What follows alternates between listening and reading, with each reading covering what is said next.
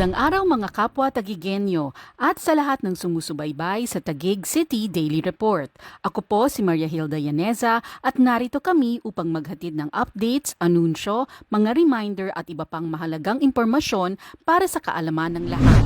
Bilang pakikiisa ng lungsod ng Taguig sa layuning maging makabuluhan ang pagdiriwang ng kaarawan ni Pangulong Ferdinand Marcos Jr., isinagawa ang Lab for All, lingap at alagang bayanihan na proyekto ng Office of the First Lady katuwang ang Taguig Love Caravan sa Barangay Western Bikutan ngayong araw Setyembre 13.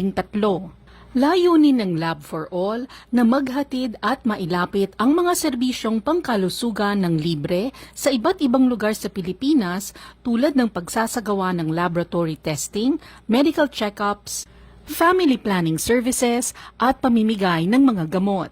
Samantala, ang Taguig Love Caravan ay nagbibigay na ng libreng check-up, dental services at gamot sa mga Tagigenyo simula noong 2010. Sa tulong ng pinakabagong dagdag sa programa, ang mga benepisyaryong dadalo ay makaka-avail ng libreng diagnostic tests tulad ng X-ray, RBS, CBC, urinalysis, platelet count, blood typing, ECG at ultrasound sa pamamagitan ng mobile diagnostic van. Ang Lab for All at Taguig Love Caravan ay sabay na naghatid ng serbisyong dental at medical tulad ng laboratory, ECG at X-ray sa mahigit na 600 mga residente.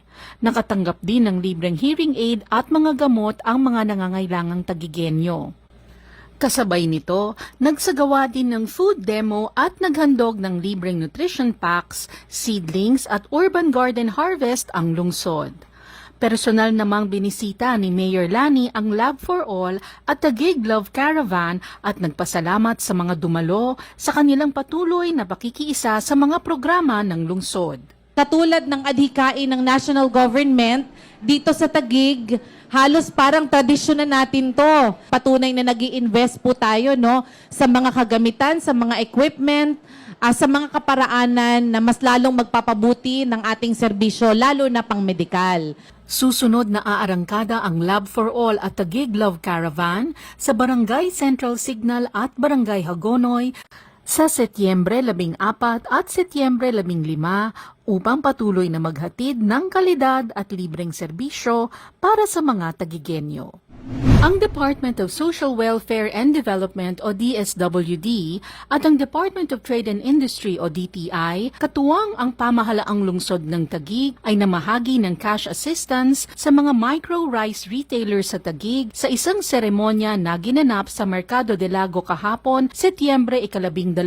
Ang mga cash payout na ibinigay sa ilalim ng Sustainable Livelihood Program ng DSWD ay ayon sa direktiba ni Pangulong Ferdinand Marcos Jr. na agarang tulungan ang mga retailer ng bigas na itinuturing na pinakaapektado ng Executive Order No. 39 na pansamantalang nagpataw ng rice price ceiling. Nagpapasalamat ang 40 qualified Tagigenyo rice retailers na nakatanggap ng cash assistance na nagkakahalaga ng 15,000 pesos. Si Mayor Lani Cayetano ay nagbigay ng kanyang mensahe sa mga benepisyaryo. Ang commitment ng aking administrasyon para sa patuloy na pag-angat ng ating pamayanan, bukod sa mga lokal na programa natin, ay susuportahan natin ang anumang adhikain ng national government. Handa tayong makiisa at tumulong sa national government para po ma-reach out po natin yung mga nangangailangan natin at mga apektado nating mga kababayan. Dumalo rin sa event sina Councilors Maris Balina Eron, Nikki Supan,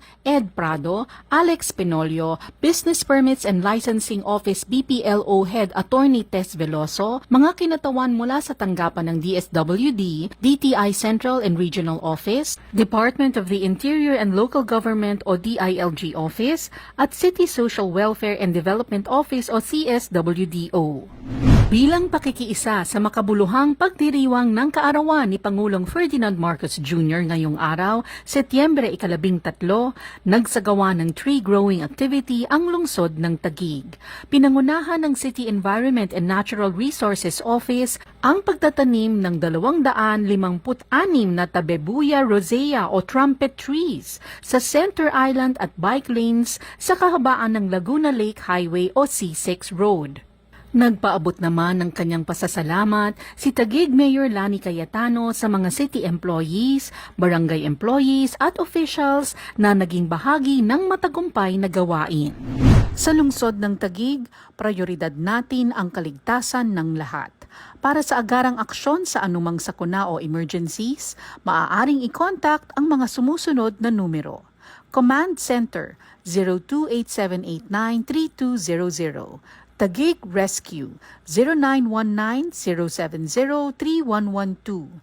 Taguig PNP 0286423582 o 0998-598-7932. Taguig BFP 028837-0740, 028837-4496 o 0906-211-0919. Para sa mga anunsyo at marami pang latest information mula sa pamahalaang lungsod ng Taguig, maaaring bisitahin ang mga social media platforms nito tulad ng I Love Taguig Facebook page, sa Instagram at Taguig City at sa Twitter at I Love Taguig 1. Muli, ako po si Maria Hilda Yaneza at ito ang Taguig City Daily Report.